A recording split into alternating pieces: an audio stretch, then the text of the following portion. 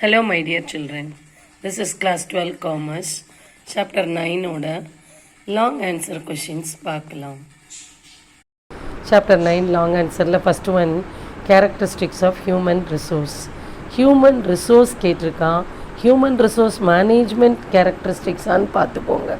இந்த question characteristics of human resource இது ரொம்ப முக்கியமான கொஷின். ஏன்னா 2 மார்க்கில் கேட்டிருக்கு, 3 மார்க்கில் கேட்டிருக்கு, 5 மார்க்கில் கேட்டிருக்கு. அப்போது நீங்கள் 5 மார்க்குக்கு ஒரு 5 பாயிண்ட்ஸ் 7 8 பாயிண்ட்ஸ் எழுதுங்க. டோட்டலாக சம் 11 பாயிண்ட்ஸ் கொடுத்துருக்காங்க. நீங்கள் ஒரு 7 8 படித்து வைங்க. 5 மார்க் கொஷின்ஸ்க்கு 5 பாயிண்ட்ஸ் போதும். இருந்தாலும் 1 or 2 எக்ஸ்ட்ராவாக படித்தா தான் நம்ம மறந்தாலும் சரியாக இருக்கும். இப்போ human resource is the only factor of production that lives. Factor of ப்ரொடக்ஷன்னா என்ன? ஒரு ப்ராடக்டை ப்ரொடியூஸ் பண்ணுறதுக்கு எதெல்லாம் உதவுதோ அதெல்லாம் ஃபேக்டர்ஸ். இப்போ லேண்ட் வேணும், லேபர் வேணும், கேபிட்டல் வேணும், மெட்டீரியல்ஸ், ரா மெட்டீரியல்ஸ் வேணும், மெஷினரி வேணும், இதெல்லாம் ஃபேக்டர்ஸ் ஆஃப் ப்ரொடக்ஷன். மென்னு, மெட்டீரியல், மணி, மிஷின்ஸ், இதெல்லாம் இதில் எல்லாமே நான் லிவிங் திங்ஸ். ஆனால் ஹியூமன் ரிசோர்ஸ் இருக்கு இல்லையா? ஹியூமன் ரிசோர்ஸ்னால் என்ன? அந்த ஆர்கனைசேஷனில் ஒர்க் பண்ணக்கூடிய எம்ப்ளாயீஸ் எல்லாரையும் தான் நம்ம ஹியூமன் ரிசோர்ஸ்ன்னு சொல்கிறோம். அப்போ எந்த ஃபேக்டர் ஆஃப் ப்ரொடக்ஷன் தட் லிவ்ஸோ, எது உயிரோடு இருக்குன்னா ஹியூமன் ரிசோர்ஸ் தான். அடுத்தது human resource created all other resources. மற்ற ரிசோர்ஸஸை, அதாவது கேபிட்டல், மணி, மெஷின்ஸ், இதெல்லாம் உருவாக்குறது ஹியூமன் ரிசோர்ஸ். அடுத்தது ஹியூமன் ரிசோர்ஸ் மட்டும்தான் can think, act, analyse and interpret. Human resource மட்டும்தான் திங்க் பண்ண முடியும், அதை திங்க் பண்ணதன்படி நடக்க முடியும். அனலைஸ் பண்ணுறது, இது சரியாகுமா, இப்படியா அப்படியான்னு அனலைஸ் பண்ணிவிட்டு இன்டர்ப்ரெட், கன்க்ளூஷன்ஸ் எடுக்க முடியும். இப்போ human resource alone, human resource மட்டும்தான் can think and act, analyse and interpret. அடுத்தது human resources are emotional beings. இருக்கிற ஃபேக்டர் ஆஃப் ப்ரொடக்ஷனில் ஹியூமன் ரிசோர்ஸ்க்கு மட்டும்தான் உணர்ச்சிகள், அதாவது ஃபீலிங்ஸ் இருக்குது. Human resource can be motivated either financially or non financially. Human resource அந்த ஒர்க்கர்ஸை மோட்டிவேட் பண்ண முடியும். எப்படி? ஃபினான்ஷியலியாவோ இல்லை நான் ஃபினான்ஷியலி. ஃபினான்ஷியலினா அவங்களுக்கு பணமாக, இப்போ சேலரியை ரைஸ் பண்ணலாம், இன்சென்டிவ் கொடுக்கலாம், போனஸ் கொடுக்கலாம், இன்க்ரிமெண்ட் கொடுக்கலாம், இதெல்லாம் ஃபினான்ஷியலாக. நான் ஃபினான்ஷியலினா ஒரு ரெக்கக்னிஷன், ஒரு அப்ரிசியேஷன், ரொம்ப நல்லா செய்கிறீங்க அப்படின்னு பாராட்டலாம். இந்த மாதிரி நான் ஃபினான்ஷியலி. இல்லை அவங்களுக்கு வேறு ஏதாவது பணமாக இல்லாமல், இப்போ உங்களுக்கு கேன்டீன் ஃபெசிலிட்டி ஃப்ரீ, இல்லை medical facilities, free medical facilities தர்றோம், எல்லா ஒர்க்கர்ஸ்க்கும் ஃப்ரீயாக மெடிக்கல் ஃபெசிலிட்டிஸ் உண்டு.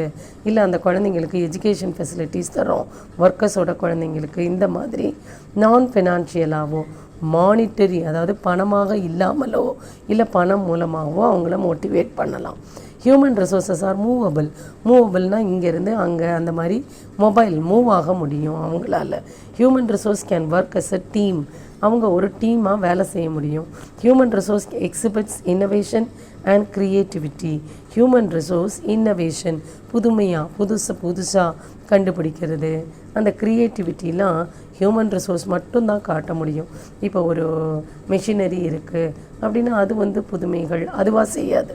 ஹியூமன் ரிசோர்ஸ் ஒன்லி கேன் எக்ஸிபிட்னா கேன் ஷோ, அவர் can show innovation and creativity.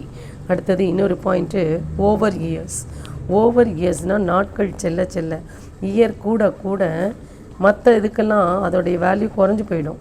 இப்போ ஒரு மெஷின் இருக்குது அப்படின்னா நம்ம பல வருடங்கள் யூஸ் பண்ணோன்னா அந்த மெஷினரியோடைய வேல்யூ குறையும், டிப்ரிசியேஷன் போடுவோம்.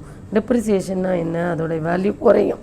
ஆனால் ஹியூமன் ரிசோர்ஸஸ் நாட்கள் செல்ல அவங்களுக்கு எக்ஸ்பீரியன்ஸ் ஜாஸ்தியாகும். அப்போ தே கெயின் வேல்யூ, அவங்களுடைய வேல்யூ, அவங்களுடைய மதிப்பு கூடும், அப்ரிஷியேட்ஸ், இன்க்ரீஸ் ஆகும்னு சொல்கிறாங்க. இதில் ஒரு 7 or 8 படிங்க. புக்கில் 11 பாயிண்ட்ஸ் கொடுத்துருக்கு, 2 படிங்க. ஹியூமன் ரிசோர்ஸ் தான் ஒரு factor of production that lives. அடுத்தது it creates all other factors, இது 2 படிங்க ஃபஸ்ட்டு. அடுத்தது ஹியூமன் ரிசோர்ஸ் மட்டும்தான் கேன் திங்க், ஆக்ட், யோசிக்க முடியும், அதன்படி நடக்க முடியும். அனலைஸ் பண்ணணும், அதன்படி முடிவெடுக்கலாம். அனலைஸ் அண்ட் இன்டர்ப்ரெட், இது படிங்க. ஹியூமன் ரிசோர்ஸ் ஆர் இமோஷனல், அவங்களுக்கு மட்டும்தான் ஃபீலிங்ஸ் இருக்குது. அதனால் ஹியூமன் ரிசோர்ஸை நீங்கள் மோட்டிவேட் பண்ணுறது பணமாகவோ இல்லை பணம் இல்லாமல் வேறு வசதிகள் வேறு ஃபெசிலிட்டிஸ் செஞ்சு தர்றதன் மூலமாகவோ அவங்கள மோட்டிவேட் பண்ணலாம். அடுத்து human resources are movable they can work as a team அப்படின்னு இது 2 படிங்க. அடுத்தது ஹியூமன் ரிசோர்ஸ் எக்ஸிபிட்ஸ்னால் they show innovation and creativity, புதுமைகளெல்லாம் அவங்க தான் காட்ட முடியும். நாட்கள் வருஷம் போக போக ஹியூமன் ரிசோர்ஸஸுடைய வேல்யூ கெயின் அப்ரிஷியேட்ஸ்னால் இன்க்ரீஸ் ஆகுது. வேல்யூ இஸ் கெட்டிங் இன்க்ரீஸ்டுன்னு அர்த்தம். புரிஞ்சிடுச்சுங்களா? இந்த கொஷினை நீங்கள் 2 மார்க்கில் கேட்டால் எனி 2 பாயிண்ட்ஸ் எழுதுங்க. 3 மார்க்கில் கேட்டால் எனி 3 பாயிண்ட்ஸ் எழுதுங்க. 5 மார்க்குக்கு ஒரு 6 or 7 படித்து வச்சிட்டிங்கன்னா எவ்வளோ ஞாபகம் வருதோ அதை எழுதுங்க. தேங்க்யூ.